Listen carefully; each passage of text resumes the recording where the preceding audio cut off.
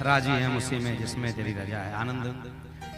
तो पृथ्वी तल जैसे प्रियव्रत जी ने जो रथ चलाया उससे सप्तद्वीप कैसे निर्मित हुई, कौन कौन कहां पर राज्य करते हैं, इसके बारे में प्रश्नोत्तरी है बहुत।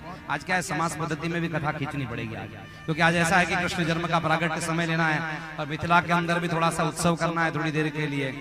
तो थोड़ा अब समास पद्धति का आनंद लेते लेते आगे बढ़ते चलेंगे प्रेम भाव से। गंगा यमुना आदि नदियों के बारे में पूछा। भारतवर्ष ऐसा है कि यहाँ पर कैसी कैसी अद्भुत नदियां हैं, इसका भागवत में वर्णन है। और इससे एक चीज समझ में आती है कि दुनिया लोग कहते हैं कि भारत हमारा है, लोग जो कहने वाले लोग हैं। तो विश्व में की उसकी जो छपी हुई विश्व की दो बड़ी बड़ी किताबें हैं जिसको मान कर करके आज दुनिया भर में युद्ध जंग छिड़ रहे हैं, उन किताबों में गंगा यमुना नदी का नाम निकालो और हमारा भारत तुम लेकर के जाओ। आपकी किताबों में से हिमालय का नाम निकालो और हमारा भारत लेकर के जाओ, हम तुम्हें भारत दे देते हैं। पर आपकी किताबों में वो नहीं मिलेगा, हमारी किताबों में तुम्हारा पता चल जाएगा पर तुम्हारी किताबों में हमारा पता नहीं मिलने वाला, क्योंकि हम आदि हैं, हम पहले हैं, हम सनातन हैं, हम सत्य है। इसलिए हमारे हर ग्रंथों में गंगा सिंधु सरस्वती यमुना गोदावरी नर्मदा कावेरी सरयू महेंद्र तनया चर्मणवती वेदिका क्षिप्रा वैत्रवती महासुर नदी ख्याता गया गंडकी पूर्णात् पूर्ण जले समुद्र सरिता कुर्यात् सदा मंगलम। नदियों का नाम हमारे भारतवर्ष के ग्रंथों में, श्रीमद्भागवत में बहुत विस्तार से किस किस का राज्य कहां कहां पड़ता है इसका वर्णन आया है।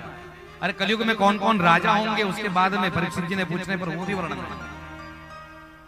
इतना विशाल ग्रंथ हमारा है।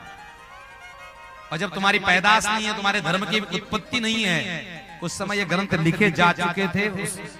तुम्हारे धर्म से पुराना तो हमारी किताब ढूंढोगे तो हमारी किताब तुम्हारे धर्मों से ज्यादा पुराने मिलेंगे। और फिर भी लोग कहोगे कि हम पूरी दुनिया में राज करना चाहते, नहीं हो पाएगा। जो पहले है वही अंत में रहेगा, क्योंकि नियम है पहले वाला जो लंबे लंबे केशों का चलन चला था फिर से वो वापस आया। पहले बेल बॉटम की पेंटें चलती थी, बीच में और भी बीच में आ गया था, आता है ना। फिर पेंसिल कट वाला जमाना चला, वो मिथुंदा वाले जमाने में, फिर से वापस पेंसिल कट वाला जमाना आजकल आ चुका है, फिर से पतली पतली पेंटें पहनते लोग। तो जो पहले होता है वो बाद में फिर से आता है। तो सनातन पहले था और अंत में सनातन ही रहेगा, इसमें कोई शंका नहीं है। पूरे विश्व भर की चर्चा करते करते दक्षिण की चर्चा की, और दक्षिण भाग में नरक का वर्णन किया गया। नरक में किस किस प्रकार के नरक है, 28 महानरकों की चर्चा की गई। रौरव, महारौरव, सूचिवर्ण आदि बहुत सारे, कुंभिपाक आदि आदि आदि। कौन व्यक्ति किस प्रकार के नरक में जाता है इसका वर्णन गरुड़ पुराण में जरूर सुनना चाहिए। तो मनुष्य में थोड़ा सा धर्म के प्रति आस्था और भय बना रहेगा, आदर होना चाहिए हमें। किसी के बिना पूछे पानी लेने का भी महापाप है। तो ककरो आयर काइट का दूसरा में घुस जाए तो हम तो जय जय सिया राम भय जाए, कोनो दिक्कत नहीं। जब किसी को बिना पूछे उसके यहाँ का पानी पी लेने से दोष उत्पन्न हो सकता है, तो सोचो कि किसी की प्रॉपर्टी हड़प करने से तुम्हारा क्या होगा। एक समय लोहा पचा लेना बहुत आसान है, पर किसी की प्रॉपर्टी पचाना बहुत कठिन है। बाद में भरना पड़ता है, उसकी पीढ़ियों को भरना पड़ता है, और ये समय की अनुकूलता से मिलता है। कोई नहीं रहा, दगा किसी का सगा नहीं है, किया नहीं तो कर देखो, और जिसने दगा किया है जाके उसका घर देखो, नहीं मिलेंगे। दगा किया था रावण ने जब साधु वेश बनाया था, भिक्षा लेने गया था लेकिन सीता मां हर लाया था। लंका नगरी राख बनाए पलवर में रघुवर देखो, और जिसने ये दगा किया है जाके उसका घर देखो। कौरव पांडव जुआ खेले, शकुनी पासे फेंक रहा, और दुर्योधन की दगागिरी को नटवर नागर देख रहा। बिना शस्त्र के वंश मिटाए लीला नटवर की देखो, और जिसने दगा किया है जाके उसका घर देखो, नहीं मिलेंगे, नहीं मिलेंगे। हस्तिनापुर में किसी की हस्ती बची नहीं है आज के समय में, अस्थियां भी नहीं बची, तो अस्थि तो बहुत बड़ी बात है। इसलिए मत करो, नहीं तो नरकों का वास होगा। नरकों का वर्णन सुनाया, नरक में कौन कौन व्यक्ति जाते हैं इसका वर्णन सुनाया। कुंभिपाक नरक में वो जाते हैं जो जीवों को मांस भक्षण कर कर करके ग्रहण करते हैं। संडे हो या मंडे रोज खाओ डंडे, उन सबको नरक का वास करना पड़ता है। अरे आप किसी बच्चे को मार रहे हैं, किसी जीव को मार रहे हैं, परमेश्वर तुम्हें कभी क्षमा नहीं करेगा। कुंभिपाक नाम का नरक उस व्यक्ति को भोगना पड़ता है। रौरव, महारौरव नरक की चर्चा की गई। मातृपितृ निंदा करने वाले, माता पिता का अपमान करने वाले, उनकी बात न मानने वाले बच्चे इन नरकों में जाते हैं। गुरु के सेज पर शैया पर शयन करने वाले महार और नरकों में जाते। जब गुरुदेव का अपमान की बात आई, संत अपमान की बात आई, तो महाराज थरथर कांपने लगे। श्री परीक्षित जी महाराज कांपने लगे। अगर गरुड़ पुराण सुन करके आपके शरीर में कंप नहीं होता तो आपकी शरीर जिंदा तो है लेकिन आप मर चुके हो। अगर ग्रंथ सुन करके भी आप में चेतना नहीं आती तो आपका शरीर है तो सही लेकिन आप मर चुके हो। चेतन तो वही है जिसको ग्रंथ पुराण के ज्ञान समझ में आते हैं और उसको जीवन में उतारना चाहता है। नहीं तो बहुत सारी पोथियां हो रही है, जगह जगह हो रही है, उसका कोई फर्क नहीं पड़ा अभी तक। परीक्षित जी ने कहा महाराज अगर व्यक्ति नरक में जाता है तो छोटे छोटे अपराध तो उससे हर रोज होते हैं। हम जहां पानी उड़ेलते हैं उस पानी की जगह कितने जीव बह करके मर जाते हैं। हम जब अग्नि जलाते हैं घर का चूल्हा तो उसमें कितने चींटियां मर जाती हैं, कितने जीव जंतु मर जाते हैं, कितने पक्षी मर जाते हैं।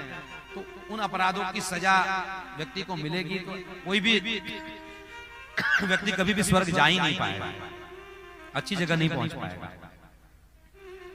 कहा महाराज इन अपराधों से बचने के लिए हर सनातन धर्मी व्यक्ति को कुछ नियम का पालन करना चाहिए। उसने पंचबली निकालना चाहिए।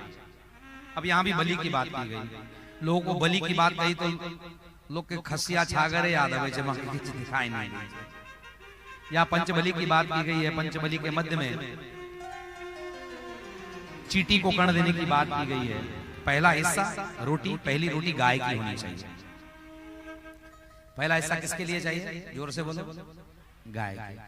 अब पहला हिस्सा किसको जाता है, जल्दी जल्दी वाला टाइम है, सेठ जी को बाहर निकलना है काम पर, तो पहली रोटी पका के फटाफट जो सेठ जी को दिया।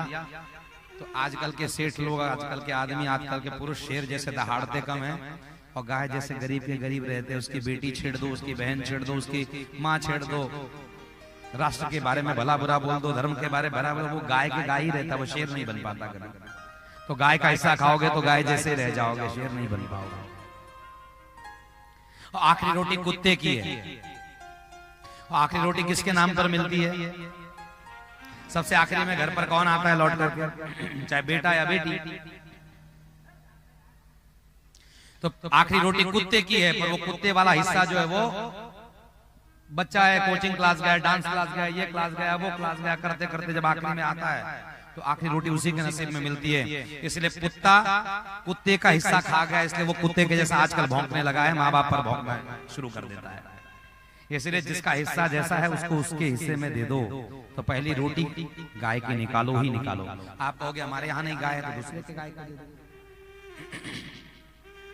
अब रोटी नहीं दे सकते तो कोई बात नहीं है, रोटी के नाम का कुछ पैसा जमा करो और आसपास में कोई गाय सेवा करता होगा उस किसान तक ला दो, कोई गौशाला में पहुंचा दो, किसी धर्म के खाते में डाल दो, गाय का हिस्सा पहुंच जाएगा।